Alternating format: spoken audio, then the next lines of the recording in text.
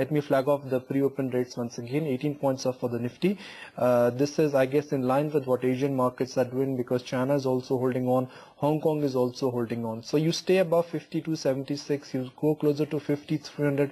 I think that, to my mind, is indeed the best case scenario because of the GAR push. 19 points up for the Nifty. I sincerely hope that gains sustain. 52.77 now for the Nifty, 18 points up. For the Sensex, the first rates are flat rates. The needle has not nudged much for the Sensex, up only 22 points. You want to start with autos.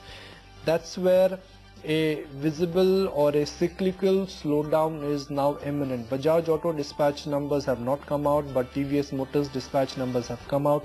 Maruti also dispatch numbers were very ordinary. Mahindra and Mahindra, the tractor sales have plummeted for the month of August. And for Tata Motors, the passenger car dispatch numbers were strong, but for Tata Motors, the big moving part is JLR, and JLR dispatch numbers will only come out in next week or so. 237 for Tata Motors. Now let's map momentum stocks and some infra names. So momentum, we start with JP Associates, which plunged for the week gone by. JP Associates is off to a flat start. It is at 66. Now let's look at metal stocks one by one. JSW Steel, where after the JSW Ispat merger, brokerages have downgraded the price target for JSW Steel, but the stock is holding on.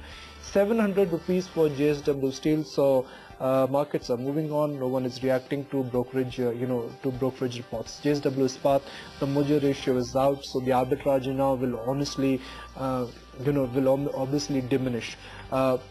I want to revisit Tata Steel, Steel and Sterlite Industries, and then Bharti. Bharti appreciated on Friday, but for the month of August, Bharti has taken a double-digit knock. And finally, Mahindra and Mahindra, which for the month of August has appreciated by about 10% plus. JSW Steel as well as JSW Ispat, both the stocks have started off well in the green.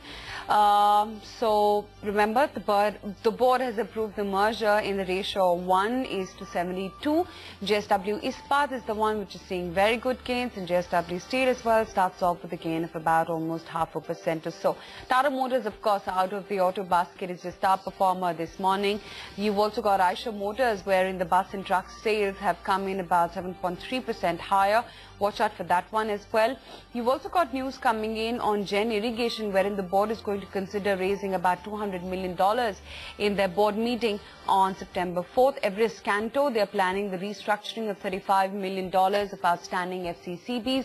Everest Canto has started off with a gain of about 3.5%.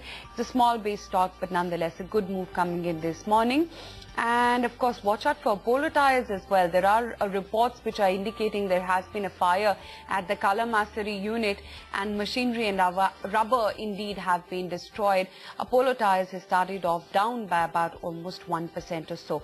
Some other movers from the liquid universe then, there has been an ATF price hike, and that is not auguring well for the entire airlines pockets. Jet Airways has started off down by about 1.5%.